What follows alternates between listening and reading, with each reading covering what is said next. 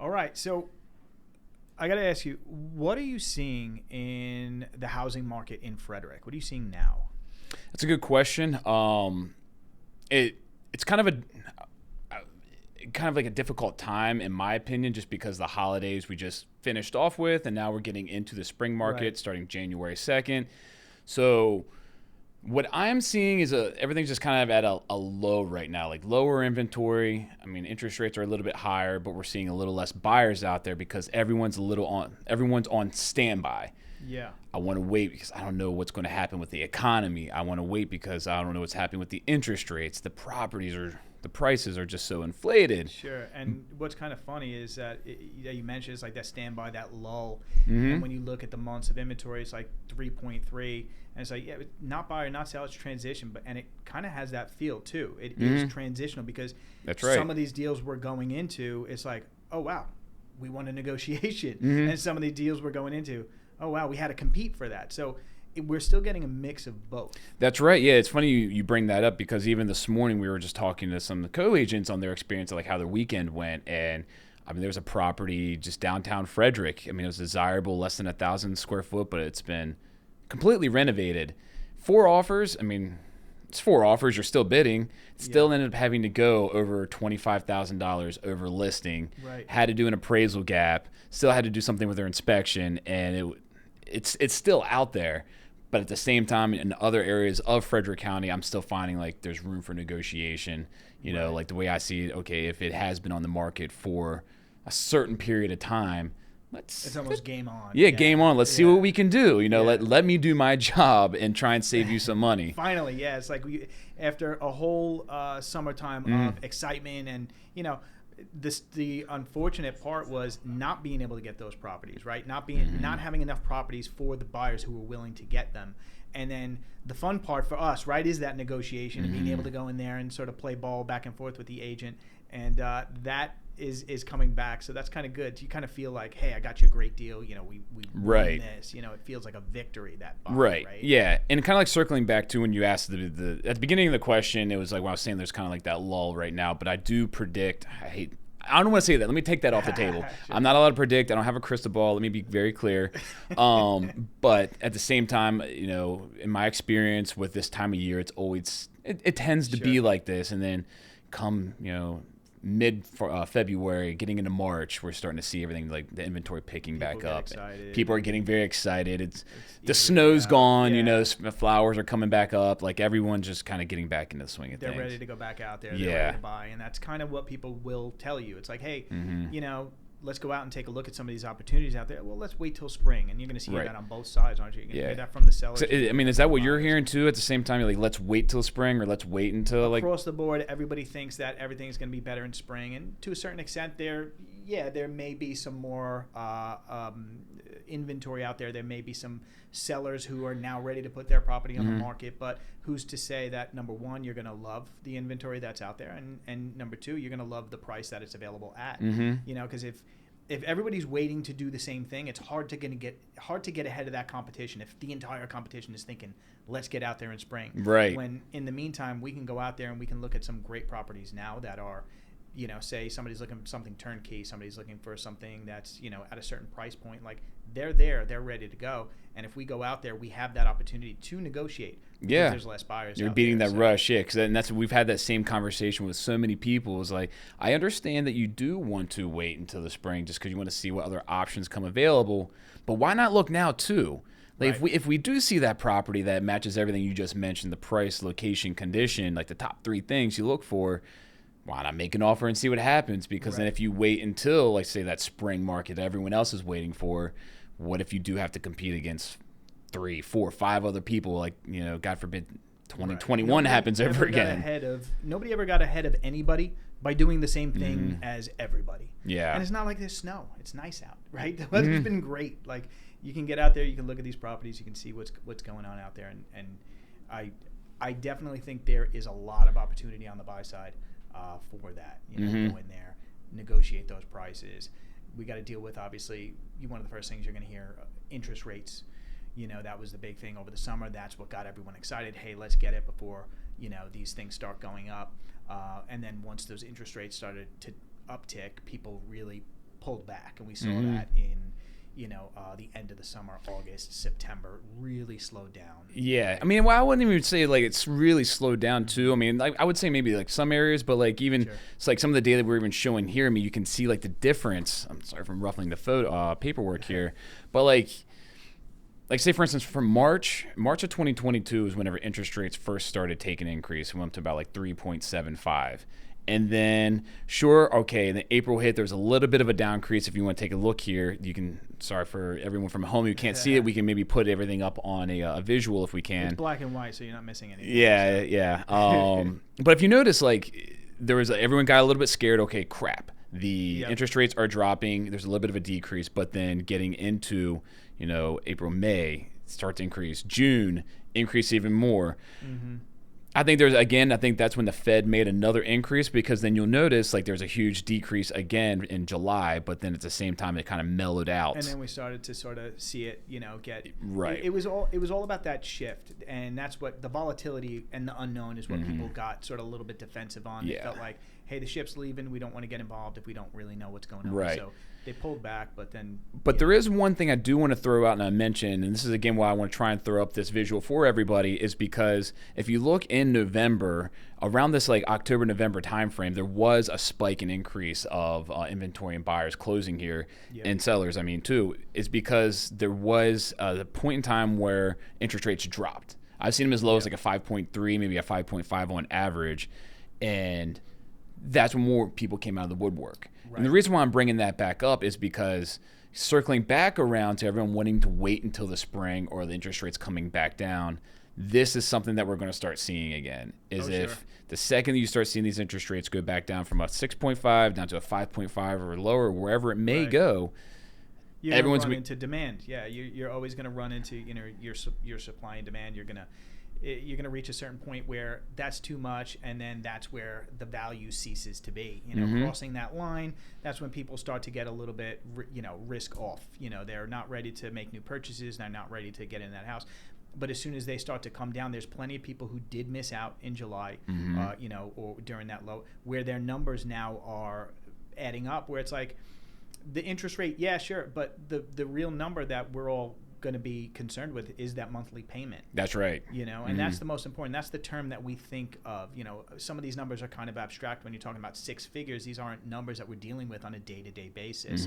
But when we're talking about stuff, 1,700, 2,000, 3,000, these are numbers that we can relate to a lot easier. Right. And then one thing to keep in mind too is I understand, I get it. Like everyone is afraid of the inflated prices, like what happened in 2020 to 2022.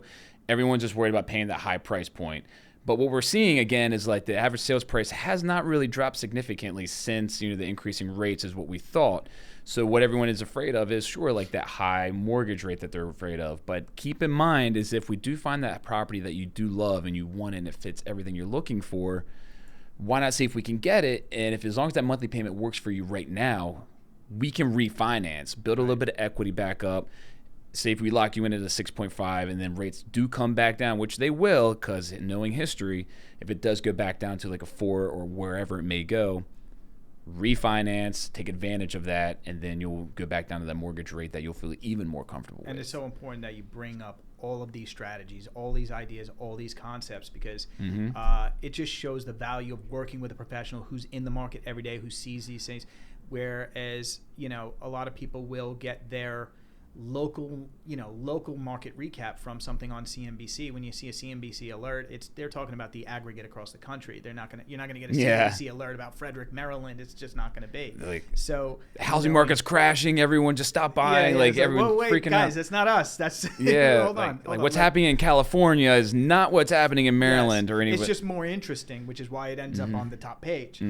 So being able to talk with somebody who is a local professional, local expert, is going to have not only the the relevant data, the accurate data, but also the strategies that are still available. It's like when you get involved in the business, a lot of people will have the preconceived notion that a real estate agent is going to take you to a property, they're going to open up a house, and say, 1, 2, 3, which one do you like? Like on TV. Oh, HGTV, that's right. Just get the property brothers involved. Like, and it'd be great if it took only 1, 2, 3, and then we're done. I right? wish. I mean, I'm not. I wish I could admit that I haven't worked with a buyer for less than 6 months, but like there's been times where I have worked with somebody for a long time because it was very competitive and it took us a long time. Like, I'm committed. Like, I want to make sure you're making a good decision. I'm not going to rush you into making anything, and sometimes it can be a process. And when those things change, we make the clients aware of that, right?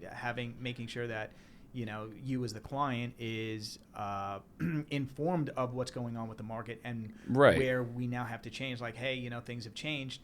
I don't think we could be looking up at this 500 or 600 range. We're going to have to dial our tone down unless you're comfortable with this increase in payment.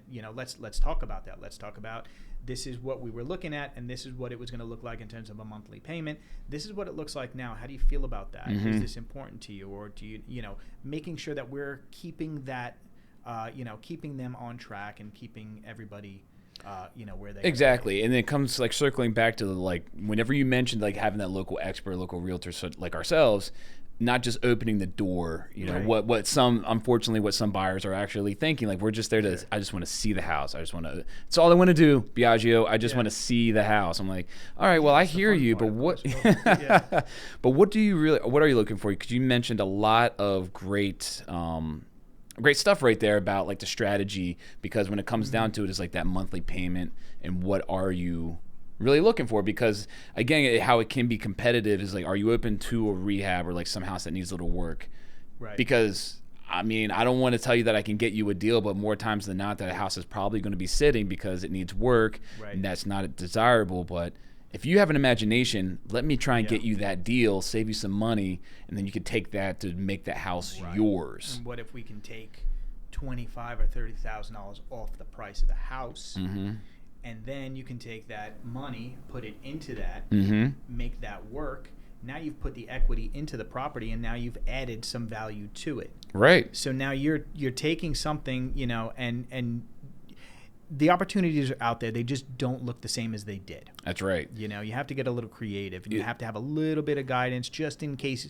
Some people are creative, right? Some people don't have an imagination. And, when presented the options, if it's laid out in a feasible way, it's, oh, wow, I didn't think of it that way. And then beautiful house. Yeah. 3 years later. And that's it really comes down to us. What our job is like, we must provide the best options for you as a buyer or even a home seller to let you know, like, these are options that are fitting your situation. My job is to advise you the best that I can for you to make a good decision, because we want you to A, make as most as possible, or B, like, have the smoothest transaction as possible. Obviously, if it was up to everybody, we want both, which is, it does happen. Yeah. So, because we do see it the other way too, and it's kind of where you have somebody who thinks they can take on that fixer-upper, and they're insistent on looking at the lower-priced properties because but then you go into the place and you see what the condition is, and not only is this going to be money, this is also going to be time.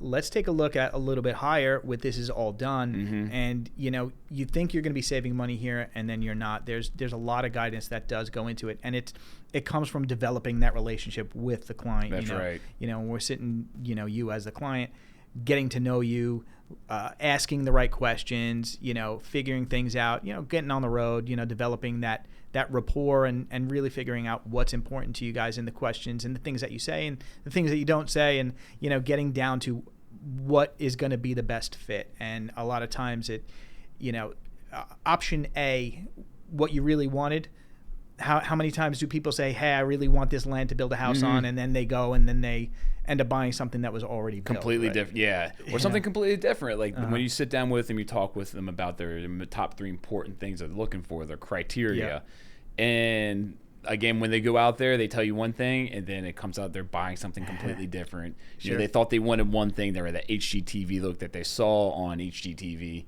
and it turns out that that's not really what they wanted. It's what they thought they wanted, and then you put them to the test, and you really help. I mean, that's essentially our job too, is to help them figure out what they want so they make a good decision. Right. And like something you mentioned earlier too about showing them like these potential flips or properties that need some work compared to ones that are more turnkey is, since we do this every day and we do get in with investment properties and we know some contractors, is we can take our expertise there to let them know, like, obviously I'm not a licensed contractor, but in my experience, I can tell you, like, this may run you between X and X amount, or, you know, if there's something you're willing to do, like, keep an eye out for like water marks or like something that's going on with the AC or the roof, or so, like, advising them in a good way, like, there may be potential mold. Like, I had a flooded basement, so I know what a flooded basement looks like, and I'm seeing some water marks down there by your base molding, and there's potential biogrowth up there. Right. So it's just, you have like, that experience, that history, and it all adds up, and it all becomes a benefit, you know, to the client. Correct. When, you know, when we're going through a property and we're taking a look at what could be, what can be, and, you know, the process is more or less the same, you know, with a couple of different variations. And, you know, every buyer and seller, you know, they're the same but different. Everybody has the same goal. They want, you know, they're doing it to benefit themselves and them and their family.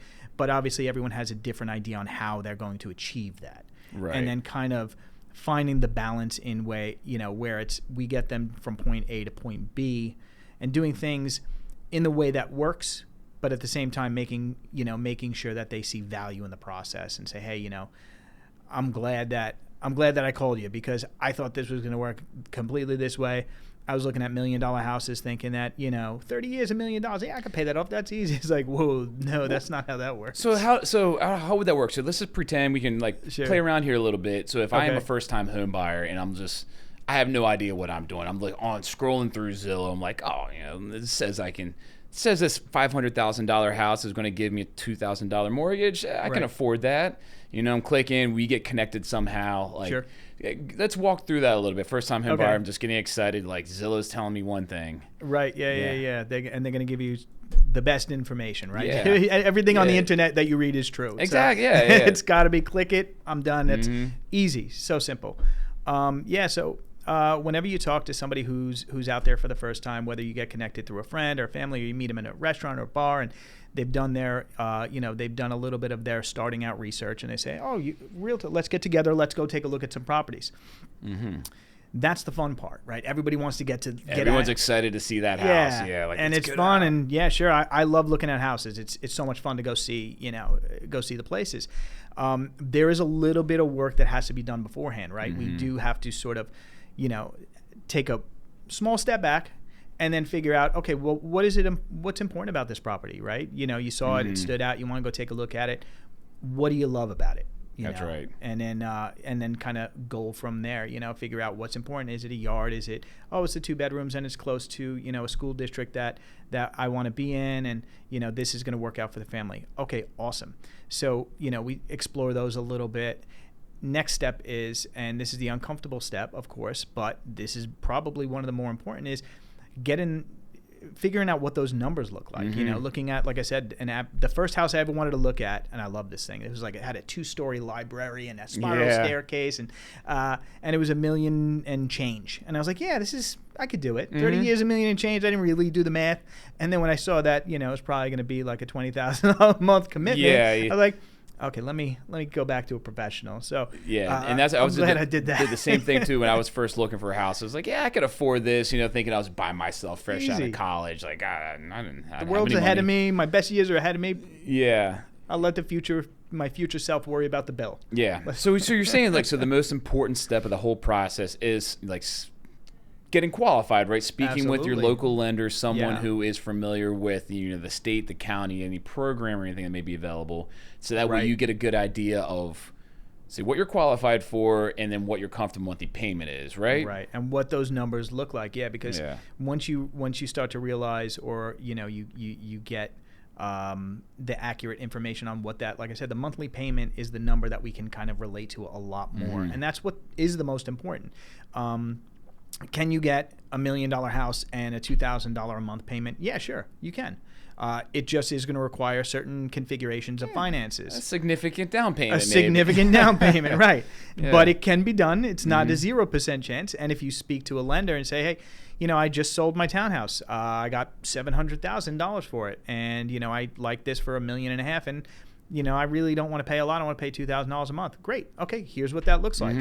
are you liquid for that? I just so happen to have sold, $700,000 townhouse. I can make that happen. But knowing what that is, so, bring it back into talking with that lender and figuring out, because you want to know what that parameters for that search is. Everybody knows what they want to find, but we need to know where we can look for it. And that's a big one, because the biggest thing that I took out of that, what you were just saying, is that comfortable monthly, $2,000 a month, a comfortable monthly payment, because there's so many variables that go into it.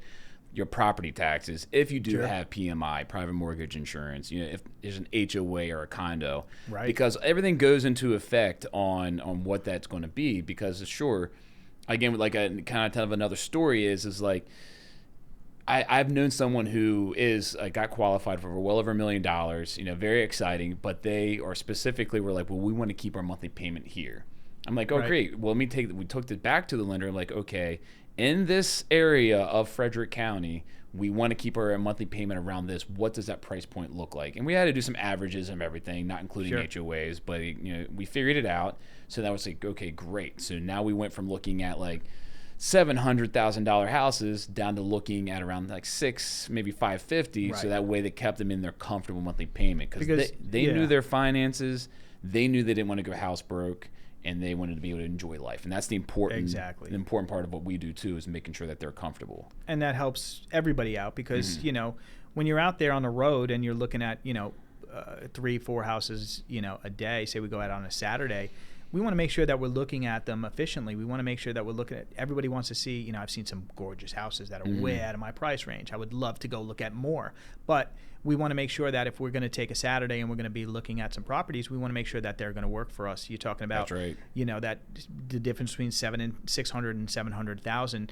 Without speaking to the lender, we can fall in love with something at $700,000, only to find out we can't write an offer. Yeah, and that's kind of a bummer. It is a huge bummer, having to have that conversation the next day or over the weekend. Like, you know how much you love that house that you wanted to be in so bad. You saw yourselves. We had that conversation. You saw your kids and growing up. And then it's kind of it is on us to make sure that we let you as the client know, set those expectations, right? Yeah. This is important, and here's why. I've seen it happen, and we don't want to do it again. And I would be doing you a disservice if I didn't put you in touch with these people. That way we can make sure that we're using your time efficiently, making sure that you're getting the best service from us, and your expectations are where they need to be. Because, that same $600,000 house that you will work perfectly for you, it looks different than when you're looking at it. I was just looking at this and I fell in love with this, versus seeing it for the first time and then falling in love with it at a 7. You want that house to be your number one choice, not your backup choice. That's right. You want to buy the best house ever. Is what you want. Yeah, and that's why, again, when we go back out, or whenever we do go out with our clients, that's why we always ask them to list the top 5 they love most, and then from there narrowing it down to the top 3. So we are seeing the best first. We're seeing the houses you can see yourselves in, so that when we do submit an offer, we're doing it immediately. And kind of like circling back too about, again, getting qualified, and I know we're kind of talking about it a good bit, but it is the most important step of the process, like you spoke about. And let's just say it is a certain circumstance, kind of similar like how last 2 years have been, or like that Frederick property we talked about that was downtown earlier today. It's good to know what you're qualified for and if there's wiggle room. So like if you do find yourself being in a multi-offer situation where you're buying, say, $2,7500 house, and then they just need to go in a bid war, and you want to make sure that you are qualified to go as high as you can. That makes you feel comfortable. Same thing with like cash too. Say if it does under appraise, like, are you willing to make up the difference? Right. That's right. Or so you're saying if we're if you're going to be looking at houses that are $275, say you're going to look at houses, you got pre-qualified for $300,000, and we're in a competitive market. Should we be looking at houses that are listed at $300,000? Not at all. Probably not, right? The only time I would ever recommend looking at something at $300,000 is if it's been, like, I hate to say it, but if it's been sitting for a little bit. I'm not saying like 6 months, 3 months, or whatever, but if it's been on for 20, 30 days at $300,000, it's still a seller's market. That means it's either price, condition, or location. It's 3 things: price, condition, or location. If it's in a great location and the condition's looking good, then it's got to be the price. Right. So and if that's the case, then okay, well, it's been sitting for a little bit. It's the house you want. Let's make an offer to see if we can get them to pay for closing costs or, bring that price down a little bit. Right, and then try and take advantage of that deal, take advantage of that situation when they are popping up, and that's exactly what we're seeing now, right? In that transitional market, like we said, some deals are going fast, competitive. Some deals there is an opportunity, for some type of negotiation, some type of wiggle room. So it's exactly that. It's right in the middle of that buyer and seller and in control. And something I try to let everyone know whenever we are talking about that is just because you do see something listed at a certain price doesn't always mean that is the price. Right. Like you can always everything's negotiable. Yeah, like everything's negotiable. And that's the best part about it. Yeah, and the biggest thing that we saw is if there's something that 2022 has taught me as interest rates are increasing and things have slowed down, a little bit compared to where they were, is that sellers and some listing agents are still trying to price everything out like it was still 2021 or 2020. Sure. So they're pricing it high, thinking they're going to get a deal, and then it sits. And that's whenever prices start dropping, and you can try and get that deal. And in my opinion, the idea is to get after that seller before they do make that price drop. Because then, let's say if they do have it listed at let's just say $500,000, it's been on for 30 days, and they're thinking about dropping it to $475,000. Well, if you're approved for $500,000, let's jump in before they make that price drop, and then get that deal. We want that price for us. We don't want them to give that price to everybody, and then we have to go in and get it. That's two very different scenarios. That's right. Yeah. Because what do you think is going to happen? Okay, we're 2 days behind, and then they drop it to $475,000. It's been active it's been at $475,000 for 2 days. What do you think's happening there? It's going to trigger off all sorts of search filters that are under $500,000. So everybody who's got their Zillow set to that limit is now going to get notified of something that's new in their price range on a price reduction. Chances are it's going to be bigger than what they were looking at. It's going to have maybe more space, more features, more amenities, maybe in a part of town that they would prefer over that, because it was originally priced out of their budget. Now it's coming into their budget, and it may be a lot more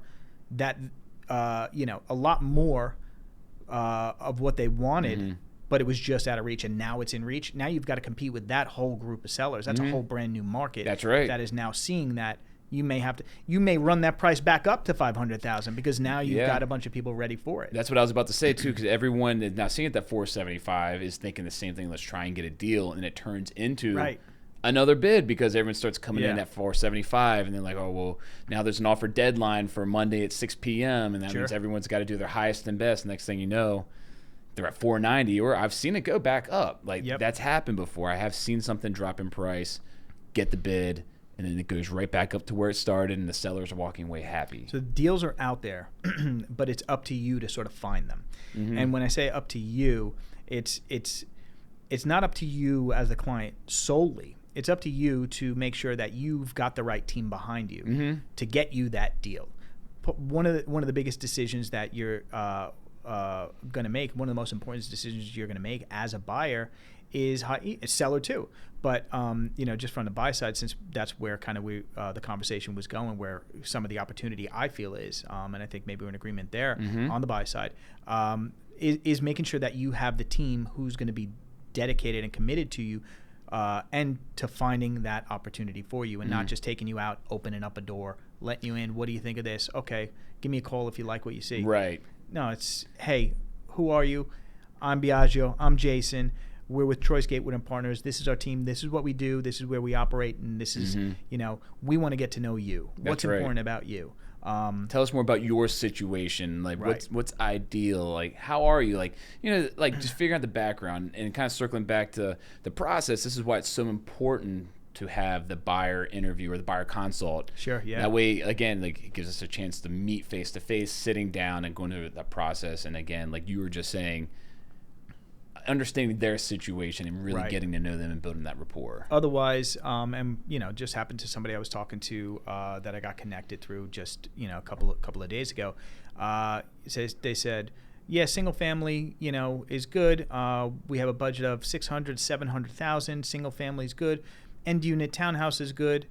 Okay, any areas in particular? Sure, Frederick, Clarksburg, Gaithersburg. That started naming basically everywhere in the state, and it's like, okay, well, the budget if you're looking for, a townhouse, we can find one for that budget in any of those areas. Same thing with a detached house. We can find something, that's going to work.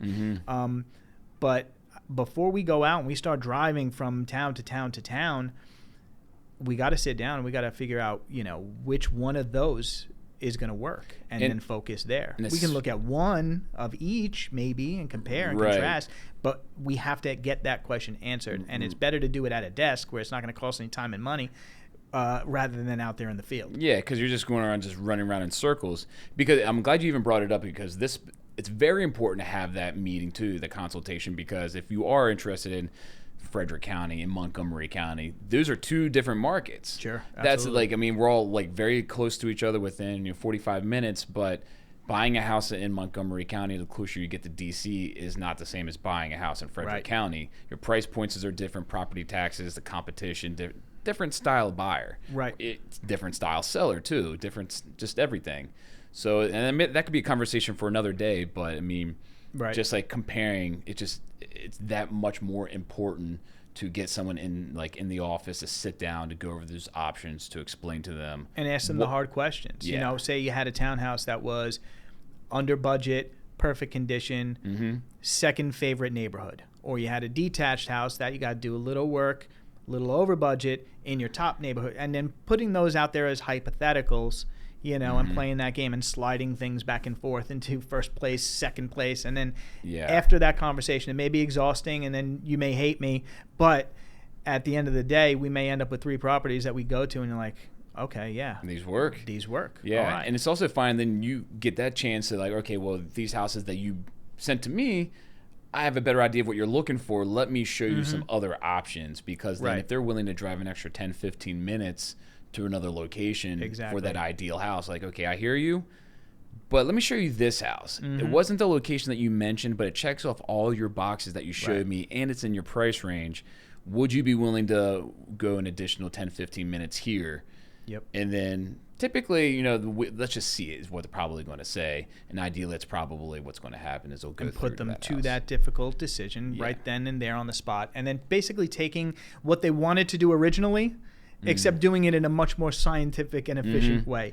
Strategic way. A strategic way, exactly. Yeah. There's a time and a place to sort of go out and see things that are maybes, but in a way where it's set up where that maybe is going to produce a yes or a no, and that yes or a no is going to lead us down a definite path, not keep us in the weeds, and then sort of refine that search. Because, like I said, it's fun to look at houses, right? And everybody is excited at the beginning of that phase. But if we were to go 6 to 8 months going out every single Saturday and or Sunday and looking at 3 houses all over the state, after a while you're going to say, you know what? Let's wait till spring. Yeah, let's wait to see what happens with the market. Yeah, sure. The holidays are coming. It's been very exhausting. Tax time, New Year's. Yeah, we got a vacation coming. It's not a good. That's when that all comes in, and then you start to put that on the back burner, and then 2 years later you're still in the same position. Yeah, either you never buy or you end up finding someone else another realtor, let's just say, didn't work out. It was just finding someone who didn't know how to ask those right questions, and then that person goes to another realtor and gets them under contract. And this is why it's so important as us as realtors to ask those questions and get the consult, because there's always somebody else out there who will. So you're putting in that 6 months of work for nothing, right? And then just to give them an experience that they're not looking for again, to meet someone else who's willing to give them a better experience and get them under contract immediately. Exactly. There's a lot more to it than just showing up, clicking the Century Lock app, and going through the door and pointing out some countertops. We know the granite countertops, very nice. We saw them in the pictures. But what about the house? What does this all mean? What's the history? What's the age? Did somebody die here? I can't tell you how many times I get that question. Is this house haunted? Yeah. I was like, I don't know. Are you getting a specific? Do you see orbs? It's funny. Do you see orbs? Yes. Well, it's a funny story. So probably about my third sale I ever had, and we saw a house, right, and he loved it.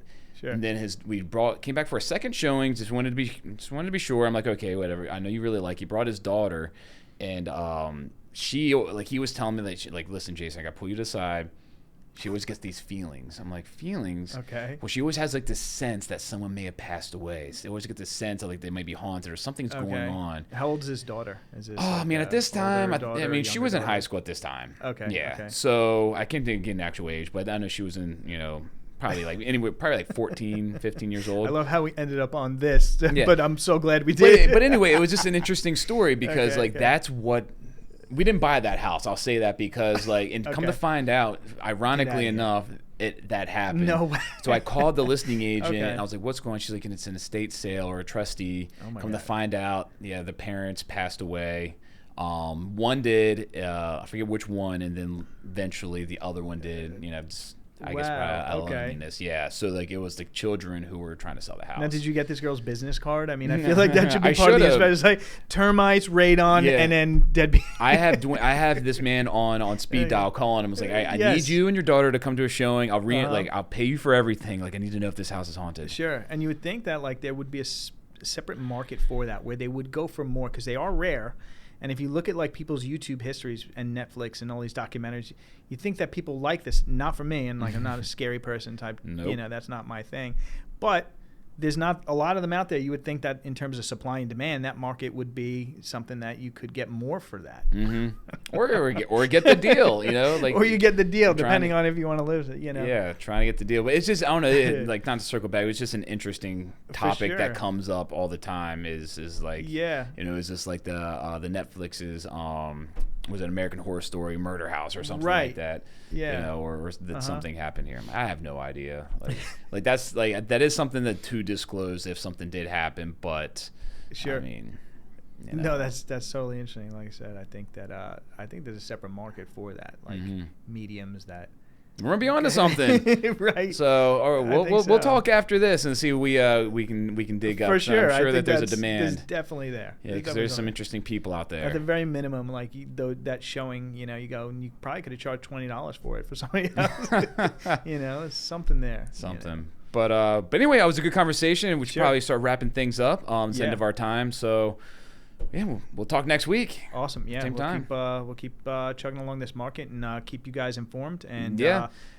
reach out. Yeah, obviously, and if you guys have any comments or concerns, by all means, we appreciate the feedback. So if there's anything you have that maybe we didn't talk about or a topic we didn't discuss, by Yep. all means, let us know in the comments below. Send us a direct message, a DM, if you will, Sure. to Biaggio and myself, and we'll get back to you immediately. Absolutely, guys. Take care. Yeah.